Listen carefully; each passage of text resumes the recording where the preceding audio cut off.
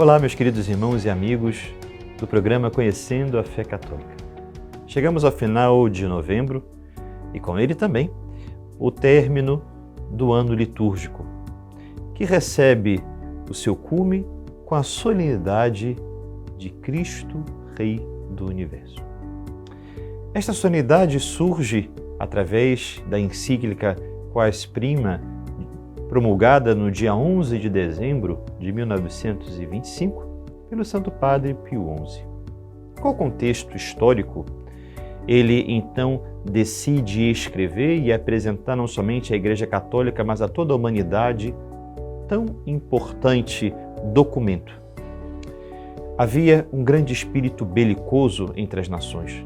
As relações internacionais entre as sociedades e os estados se encontrava naquele tempo um tanto deteriorada.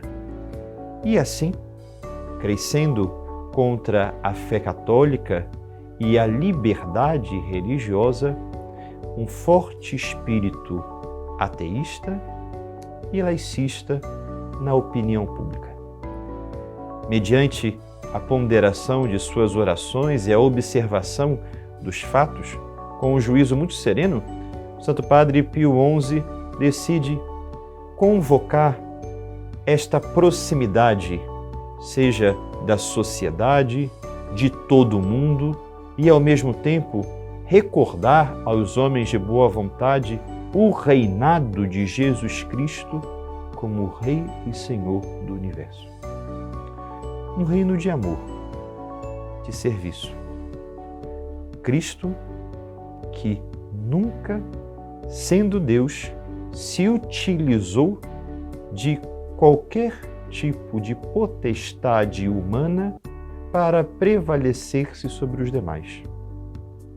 Um rei cujo trono foi a cruz, o cetro a misericórdia, a coroa tecida de espinhos que lhe machucaram como machucam até hoje os nossos pecados. Um rei para todos. Por isso, o reinado de Cristo como Rei do Universo.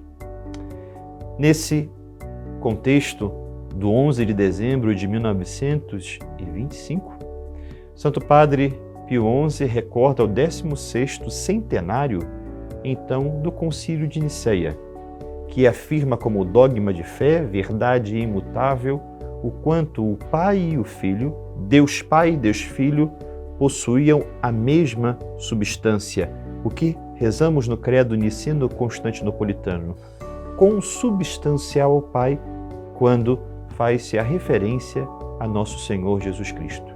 E, ao mesmo tempo, o Concílio de Nicéia, que acrescenta a fórmula do credo e o seu reino não terá fim. Aproveitando todo esse contexto histórico, em que o antropocentrismo violento contra a capacidade de abertura da alma humana a Deus, que é Pai e Criador, o Santo Padre nos recorda que a missão de Jesus Cristo foi a de instaurar esse reino na terra e de, ao mesmo tempo, renovar todas as coisas no seu amor. Por isso, o amor de Cristo nos uniu. Desta forma, meus queridos irmãos e amigos, que vemos o quanto é necessário nos tempos atuais de perseguição religiosa, de a defesa cega e passional de um ateísmo que não somente afronta, mas confronta a possibilidade de todo ser humano crer com liberdade, nós invocarmos a Cristo como Rei do Universo. O Senhor presente estava com o Espírito Santo no momento em que o Pai criava o mundo. E desta maneira, precisamos entender que participar do reinado de Cristo é dizer ao Pai e é dizer ao Espírito Santo que nós queremos viver a imagem e semelhança da qual fomos criados.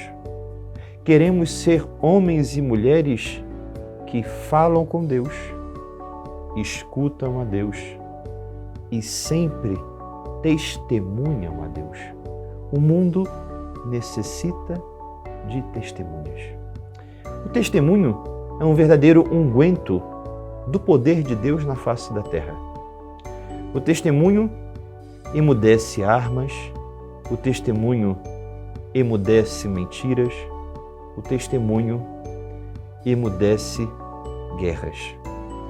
O testemunho une o que está dividido. Mas a quem irei testemunhar? Aquele que explica ao homem quem ele é, o próprio Jesus Cristo. Por isso, Rei e Senhor do céu e da terra. Meus queridos irmãos e amigos, o reinado de nosso Senhor Jesus Cristo nunca passará.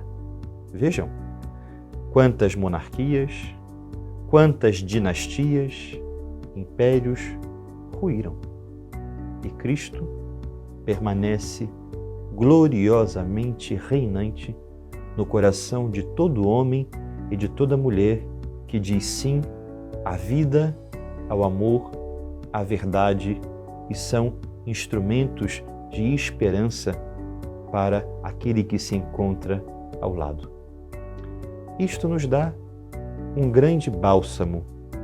Isso nos dá um verdadeiro lenitivo a como viver no meio da sociedade que não se preocupa mais em escutar ou falar com Deus, mostrando que a nossa capacidade de evangelização deve ser criativa, abraçando como Cristo nos abraçou. Deve ser ainda mais forte na caridade que Cristo instaurou, sendo verdadeira não simplesmente naquilo que exijo, mas no exemplo que arrasta. É assim, meus queridos irmãos, que nós recordaremos a sociedade odierna, que o homem, constituído em corpo e alma, pode cuidar muito do corpo, de sua estética e de sua imagem, mas se a alma tiver vazios e longe de Deus, sempre o coração estará inquieto, como tão bem disse Santo Agostinho nas suas confissões. Fizeste-me, Senhor, para ti, e o meu coração estará inquieto, enquanto não repousar em ti.